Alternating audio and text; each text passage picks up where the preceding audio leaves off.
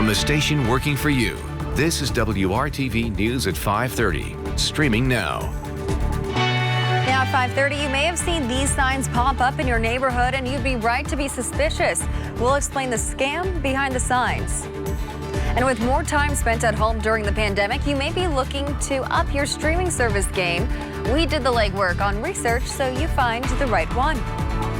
Topping our lineup today, some big questions about flu season and coronavirus, the biggest concerns that doctors have right now.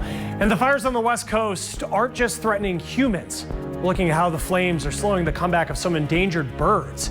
And there are more places to eat outdoors as restaurants try to rebound. What could help them get through the winter as the weather changes across the country. Working for you, a warning about a potential scam happening in our area related to these signs here. They've been spotted around Indianapolis advertising something called a forced auction. That's when property is sold involuntarily because of a court order or a tax lien. But these signs claim you can buy things like Rolexes and Picasso paintings. The number and address are not local. After seeing the signs, WRTV reached out to the Better Business Bureau. Just be very careful on any information you give. I wouldn't be paying anybody any money up front before I really understood what was going on here. It's a numbers game with them, and they know that, if they get enough people to see it, like you said, there may be that one or two people who fall for it, and at that point, they probably made money.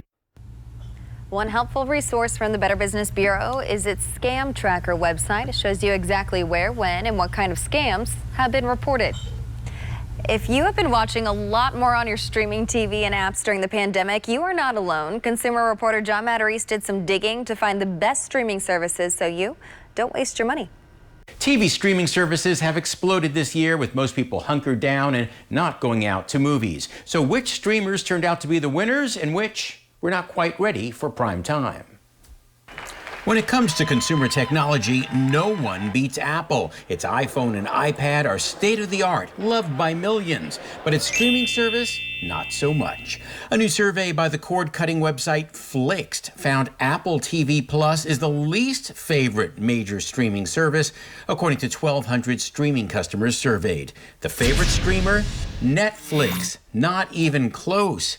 83% of people preferred Netflix, followed by Hulu at 51%, then newcomer Disney at 44%. Next was cable TV, followed by Apple Plus at the bottom. And for the Doesn't That Stink file, the problem with Apple TV Plus, Flick says viewers gave it low marks for both its variety of programming and its user interface. That stinks. The one good thing about Apple TV Plus, its price. Just $5 a month, or free if you buy a new iPhone or iPad, which makes it a great service if you're on a tight budget. In the end, the best streaming service is the one that has the shows you want to see. That way you don't waste your money. I'm John Matarese, WRTV. Well, we've had a little bit of a haze outside throughout the day. We're going to continue to see that tomorrow as well. That's due to that wildfire smoke out west that's filtering into the Midwest today and tomorrow. The good news is we are going to see a cold front pass on Thursday that will clear out some of that smoke. 76 right now in Indianapolis. It's been a really nice, pleasant day. Low humidity and light winds along with a little bit of sunshine, even though we have seen that hazy smoke in the sky. Looking ahead to this evening, we'll continue to see a little bit of cloud coverage until about 8 or 9 o'clock, and then we'll clear that out. We'll see clear skies overnight, which will help us cool down. We'll see those cooler temperatures by tomorrow morning, only into the low 50s across the area, upper 40s in some spots. And that's just a preview of the cooler air that's going to filter in over the next couple days. But our highs today a little bit warmer. We're into the low 80s before we drop back down into the 70s by the weekend. Entire towns are being leveled by historic wildfires along the West Coast. Some of these places have been through this before, and some wonder just how much more they can take. Amanda Brandeis traveled to a Northern California county facing this horror for the second time in 2 years. When they see the smoke or hear about a fire, their PTSD, whether you're civilian or former military, it kicks in. Quite frankly, it looked like a freight train. A freight train of fire, swallowing everything in its path. We're seeing like erratic fire behavior that some of us have never seen in our career. Capable of leaving a town unrecognizable. They still haven't been able to get up there. to see their property. Michael Zylstra says his aunt and uncle won't have a home to come back to. Miles of Berry Creek houses have been reduced to rubble. It's a scenario where the vegetation's completely bone dry. The town is a casualty of the North Complex fire. Fueled by years of drought and extreme winds, the massive fire has burned 29 days in Northern California. It took a huge toll on the community that it hit because it moved so fast, and we just didn't have the resources to put in there. With resources spread across 28 major fires, Steve Kaufman says it's a challenge the state's had to adapt to. I don't know if my house is still standing. Zylstra evacuated his home 6 days ago in the nearby town of Cherokee. As he waits for news, he helps fellow veterans cope with the trauma. They're anxious.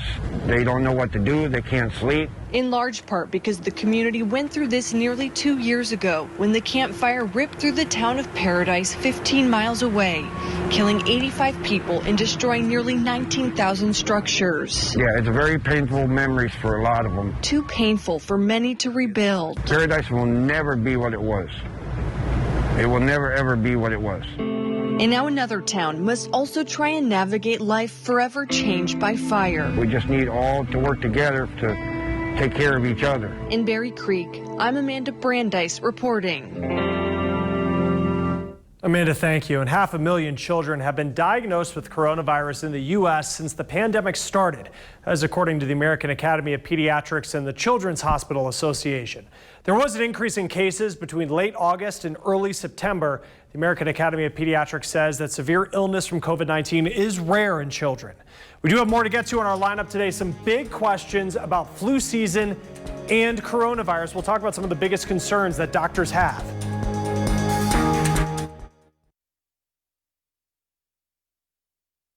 What happens when the pandemic and flu season collide? It is a situation that has doctors concerned. You could possibly have both. And we don't know how bad it will be if you have both.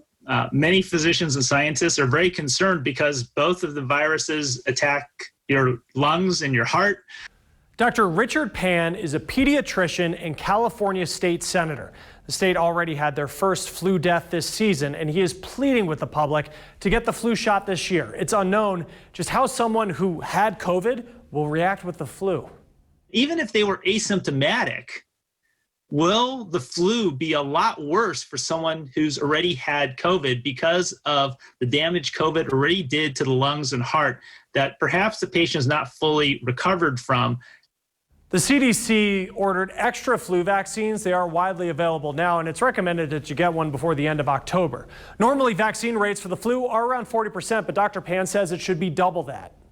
If you have someone who's not vaccinated, then they're going to be much more likely to transmit that flu virus to the person who had COVID. Dr. Pan also says it is going to be difficult to figure out if you have the flu or COVID or both without testing.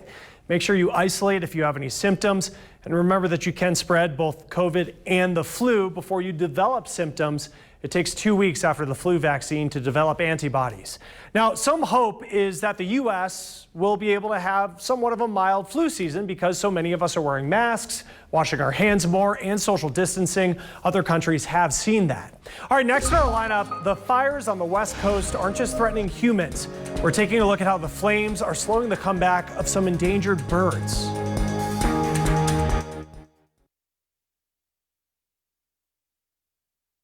Support is growing for early voting, but there's still a lot of distrust when it comes to voting by mail.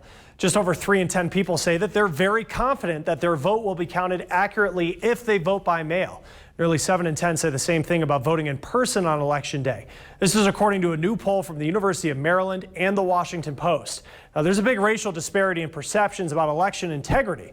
71% of Black Americans in the poll say it's easier for white Americans to vote, and 34% of white Americans believe that's the case. There's a historic trend of distrust in government amongst racial and ethnic minorities. Instances like this during the need to transition to mail-in voting, this is where that distrust really kind of rears its head. Professor Jonathan Collins studies ethnic minority political behavior. He says campaigns from state attorneys would be helpful to reassure people that their mail-in ballots will be counted properly. Now, the Postal Service is trying to educate people on its role in the mail-in voting process with some new TV ads. It says the nonpartisan campaign neither encourages or discourages mail-in voting. Collins expects a lot of African Americans are still going to prefer that in-person voting. There is this sense of pride that you get from showing up to your precinct, to your polling station on election day, and in person casting your vote. There's a pride of wearing the I voted sticker around for your friends and your family and your coworkers to see, how do we replicate that feeling of pride? About 6 in 10 registered voters nationwide say they want to cast their ballot before Election Day. Compare that to 2016, when about 4 in 10 people cast ballots early. Facebook is launching a new online program to help people get jobs. Through Coursera, you can earn a social media marketing certificate without any prior experience in the industry. The 20-week program costs $49 a month. After completing it, you can share your information with employers looking for new talent. Black entrepreneurs can now apply to get a $5,000 grant. In June, American Express announced that it was committing $10 million to help small businesses recover from the pandemic over the next 4 years. To be eligible, business owners must have 20 employees or less and be located in an economically vulnerable community. Applications will be accepted through the 21st. Metro Police here in Indy will likely have more civilian oversight soon when it comes to the rules officers must follow. The City County Council will consider a change to IMPD's General Orders Committee, which sets policies for the police department. The proposal would add 4 civilians to the committee.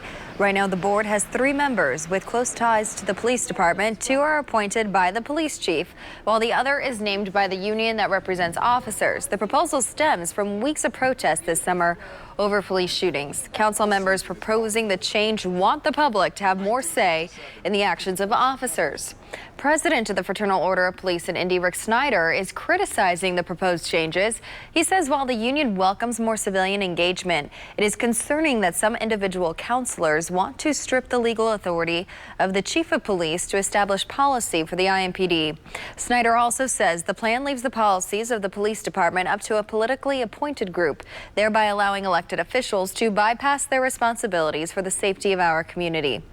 You can read SNYDER's full statement inside this story at WRTV.com. Health officials here in Indiana are developing criteria they'll use to decide who will be the first to get a coronavirus vaccine. Dr. Christina Box expects the number of doses to be extremely limited once a vaccine is approved. She says at first 15 million doses may be available for 330 million Americans. If a vaccine is distributed by population share, Indiana may only receive 300,000 initial doses. And crews were hard at work again today, making repairs to Vermont Street downtown. This section between Illinois and Capitol has been closed since yesterday morning when a water main burst and flooded the street. It looks like they were doing a big section of patching today after possible water damage to the roadway. Citizens Energy says that section of Vermont will remain closed until crews can finish those repairs. Alyssa. And you can see on our sky cam that we've had sort of a hazy sky across the area today. We're going to continue to see that tomorrow. Besides that, though, we're looking at a quiet and pleasant work week as we continue over the next couple days. We do have a few national weather impacts that are happening here in Indiana over the next couple days. We have Hurricane Sally to our south. We have the western wildfires. That's what's causing that haze in the sky. Besides that, though, we're going to continue this fall-like feel over the next few days here with a little bit of chill in the air with our overnight lows. Looking to the south of us right now, Hurricane Sally expected to make landfall tomorrow. The good news with this is it is going to veer right off to the right and back into the Atlantic. So the only impact we're going to see here in Indiana and in Indianapolis is just a little bit of cloud coverage. So you can see Wednesday that's going to move up into some areas into Kentucky and moving right off to the right. And then we are going to see just a little bit of cloud coverage across Indiana from that. But that's the most impact we're going to see, not even expecting showers from that system.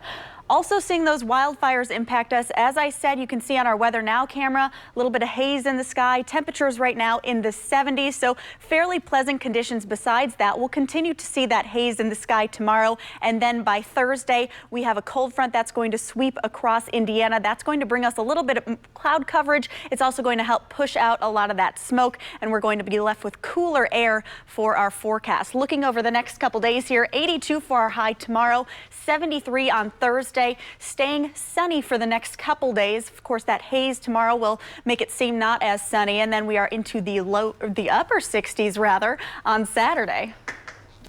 So many people are buying guns right now that it's flooding the FBI's background check system. Everytown for Gun Safety is a gun control advocacy group, and it found that background checks are getting delayed, but gun sales are still going through without them. Since March, more than half of all background checks have taken more than 3 business days. Now, if a background check does take longer than that, the gun dealer can sell the firearm. Police misconduct is what's to blame for a majority of wrongful convictions. This is according to researchers. The National Registry of Exonerations looked at 2,400 wrongful convictions, and it found that 35% of cases involved police misconduct. More than half involved misconduct by officers and prosecutors. Some of the misconduct involved witness tampering, violent interrogations, and falsifying evidence. Scammers are using business trouble as a way to con people. They are posting phony ads online that advertise a going out of business sale. The ad takes people to a website with some discounted novelty items. Scammers may not send anything at all. Instead, they just steal credit card information. In some cases, they may download malware into your computer. The Better Business Bureau recommends that people always make sure they are using a reputable site. Now, if you're buying something, make sure the site has a lock icon and use your credit card instead of your debit card.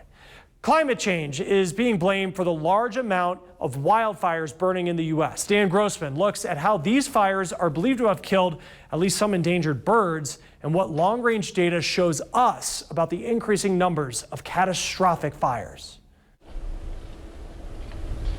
The forest is dead, and it is silent.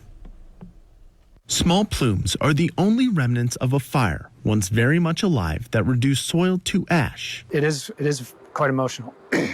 And Kelly Sorensen's chances of finding the 9 California condors that call this canopy home. He shot this video 2 weeks ago as the fire was approaching. This area is now inaccessible. This event is a real kick in the gut, and I go back and forth from anger to grief. When Kelly joined the Ventana Wildlife Society in the 1980s, there were only 22 California condors in the world.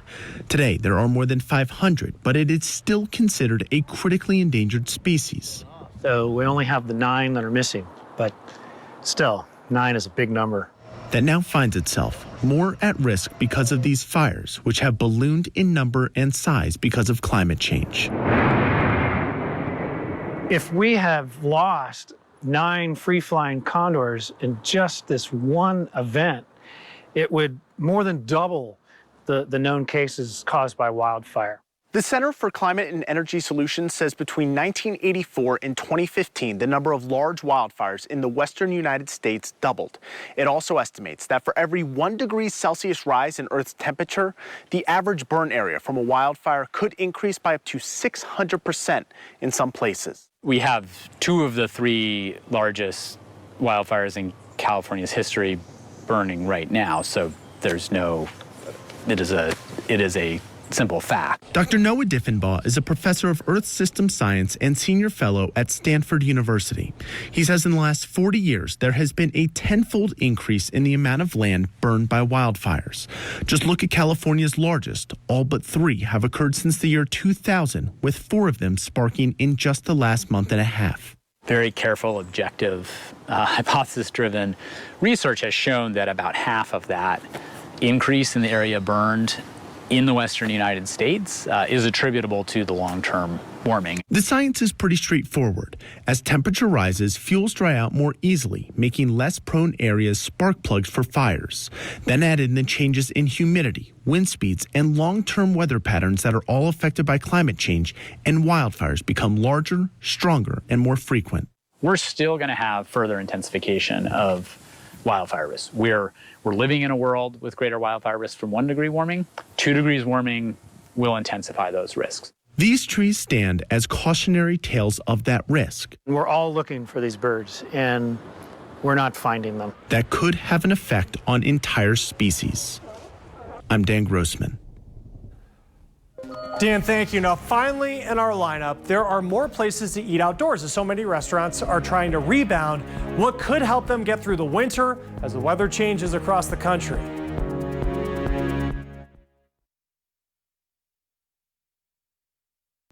The first day of fall is just 1 week away, and restaurants are preparing to take another hit. A lot of us are going into these months, thinking, how many more days can I survive until I have to close my restaurant? Kevin Boehm is co-founder of the Independent Restaurant Coalition, and he's also an owner in Chicago, where COVID restrictions have slashed indoor capacity. He says outdoor seating won't be possible much longer. The National Restaurant Association surveyed owners around the country, and about 3/4 say that they're using patio space right now and hope to continue doing so for at least a few more weeks. Outdoor dining is bringing in nearly half of their daily sales, but keeping customers outside will soon get more costly. Equipment for outdoor dining, especially when it gets cold, it gets expensive. Be it a tent for a parking lot, be it heaters or anything like that, that starts adding up in terms of cost. The National Restaurant Association wants local governments to start grant programs for buying that equipment to keep temporary regulations in place that allow for more outdoor service. The coalition hopes to see increased indoor capacity for cooler months, and they're also lobbying Congress to pass the Restaurants Act. That would create a $120 billion grant program for independent restaurants. Boehm says there could be rolling closures through the winter. By the time we get to next summer, we're going to be looking at a much smaller array of restaurants, a lot less choices, a lot more chains, and the independent restaurant is going to be an endangered species. The National Restaurant Association says owners that are innovative are the ones that will make it through this crisis. Now, water is the one thing that no farmer can do without. In some places, they are taking water out of underground aquifers faster than Mother Nature replenishes it. Tomorrow, a plan one farmer is testing to fill up aquifers manually. Overnight tonight, we're going to see those lows dropping into the 50s. Tomorrow, another nice day with a little bit of haze in the sky, highs into the 80s. Looking ahead the rest of the week, dropping into the 60s on Saturday. The news at 6 starts right now.